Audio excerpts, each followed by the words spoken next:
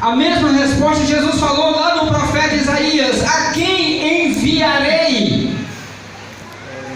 Quem há de ir por mim? Alguém diz assim: eu não posso ir, porque eu sou um homem de lábios impuros e habito no meio de um povo de impuros lábios. Eu não posso ir, eu não posso fazer nada. Aí Deus vai lá e toca nos lábios daquele e diz assim: agora os teus pecados estão perdoados. Aí vem a voz: a quem enviarei? Quem há de ir por mim? Ou quem há de ir por nós? E o profeta responde: eis-me aqui, Senhor, envia-me a mim. A conversão de Saulo, como todas as conversões, começam com uma iniciativa, e essa iniciativa é divina. Neste caso, com a luz reveladora de Deus na vida de Paulo, ela traz uma iluminação aos seus olhos. Os seus olhos se abriram e ele passou a ver a face de Jesus, o Salvador, como se fosse uma tocha de fogo. Mas se você me perguntar se Saulo estava vendo os seus companheiros, eu vou lhe dizer que não estava. Se você me perguntar se Saulo estava vendo alguém que estava descendo para Damasco, eu vou dizer que não estava. Mas Saulo estava vendo um clarão, Saulo estava vendo uma luz, e essa luz representava o Filho amado de Deus, irmãos. E quando Deus tem um encontro com Moisés, irmãos, a Bíblia diz assim: Moisés, tira as sandálias dos pés, porque o lugar onde estás pisando é terra santa. E Moisés precisou tirar a sandália dos seus pés. Mas primeiramente ele ouviu a voz duas vezes: Moisés, Moisés. E ele respondeu: eis-me aqui, Senhor, fala, que o teu servo ouve. Moisés, tira as sandálias dos pés, porque o lugar onde estás pisado é terra santa. O que nós aprendemos com isso? Saulo, Saulo, por que você me persegues? Saulo, Saulo, por que você me persegues? E ele queria ouvir a interrogação dele: quem és tu, Senhor? Eu sou Jesus, a quem tu persegues. Eu creio que Saulo se surpreendeu quando ele ouviu essa voz meiga, essa voz suave: eu sou Jesus, a quem tu persegues. Mas o que queres de mim, Senhor? E ele vai dizer: tu serás para mim um vaso escolhido. Tu serás para mim um vaso escolhido. E o que eu devo fazer, Senhor? Tu vai entrar na cidade e eu te direi tudo quanto tu deves fazer. É isso que alegra, amados irmãos, o nosso coração. É quando nós olhamos para dentro de nós mesmos e nós percebemos que nós não temos nada para oferecer, que nós não podemos fazer nada. Então de repente alguém diz assim: eu farei de ti uma grande nação, eu te direi tudo quanto tu deves fazer. Ou vai para a tua casa e diz aos teus tudo quanto o Senhor fez por ti. Quer dizer, eu que imaginava não ter nada, não saber de nada, agora o Senhor Deus me usa para abençoar os que estão perto e os que estão longe, os que estão me ouvindo e os que estão sabendo ao meu respeito, os que estão me vendo e os que estão sabendo do meu testemunho, da minha vida, da minha fé. Olha, grandes coisas estão acontecendo agora em Jerusalém. Por intermédio de quem? Por intermédio da igreja do Senhor. Grandes coisas estão acontecendo em Tessalônica. Por intermédio de quem? Por intermédio daqueles em que estão crendo verdadeiramente no Senhor Jesus de Nazaré. Grandes coisas. O testemunho vai se expandindo. O testemunho vai se espalhando.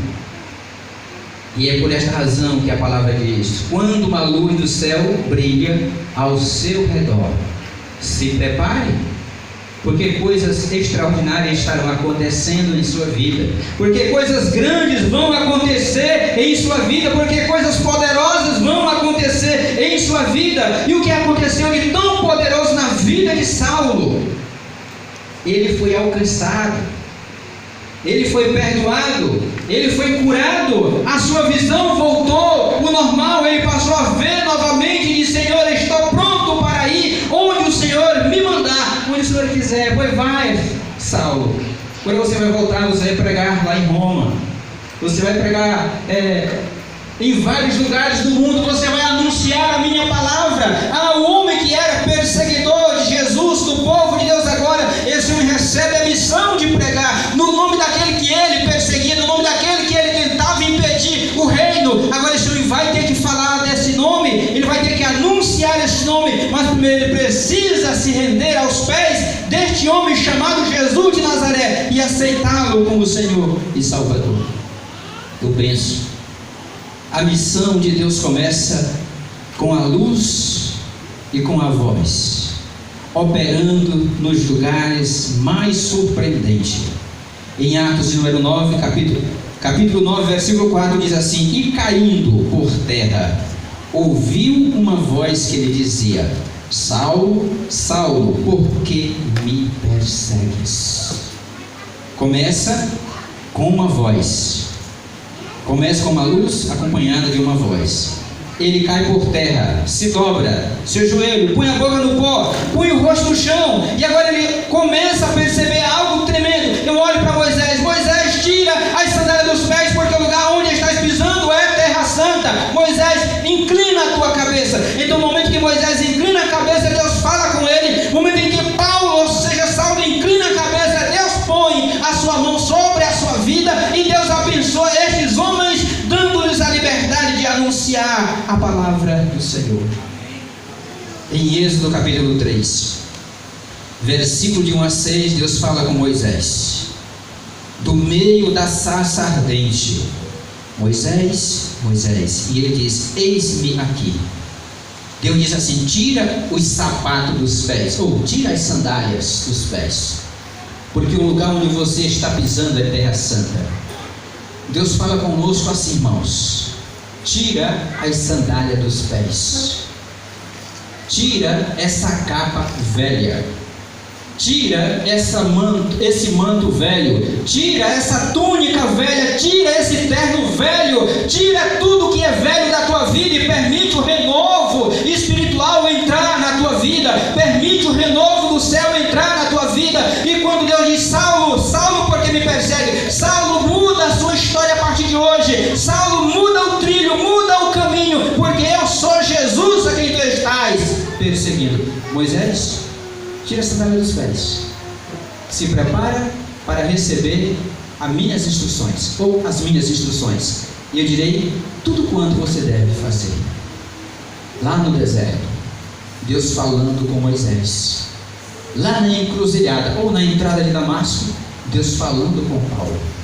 Lá em Tasso Fragoso, Deus falando comigo, Deus falando contigo, Deus falando conosco, dizendo que nós precisamos despir da nossa vestimenta velha, que nós precisamos despir dos nossos sapatos velhos, das nossas sandálias velhas, e precisamos pôr os nossos pés em um terreno rochoso, em um terreno limpo, um terreno livre, a fim de que o nome de Jeová Rafa seja ele glorificado. De que forma?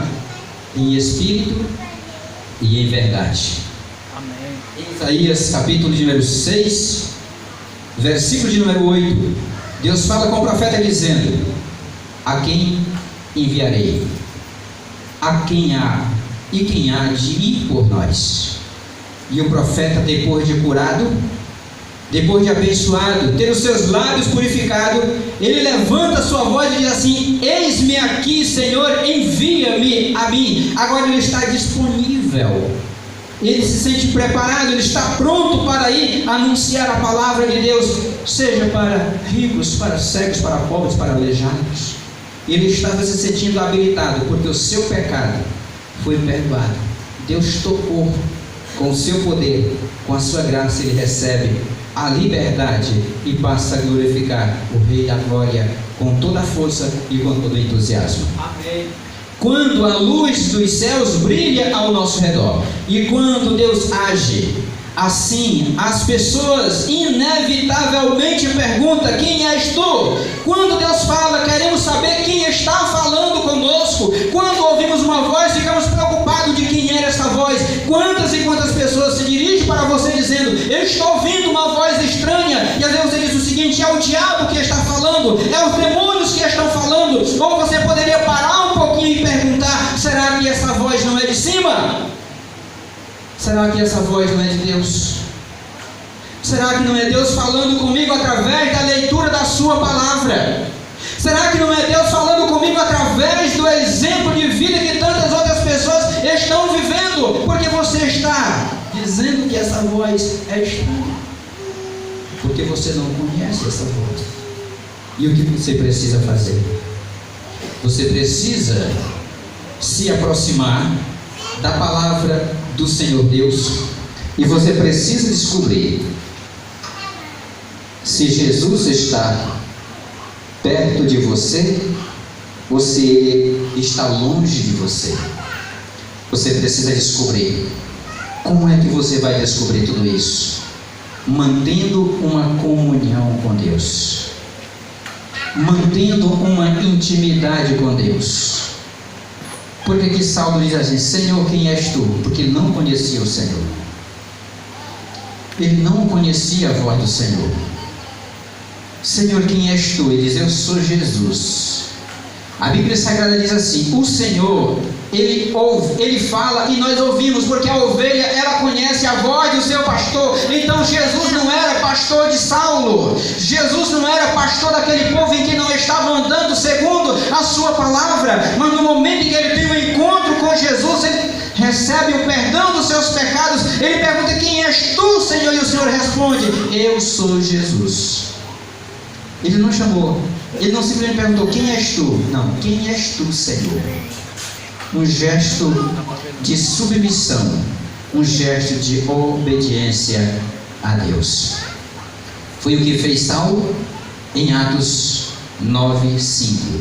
Saulo perguntou: quem és tu, Senhor? Eu sou Jesus a quem tu persegues.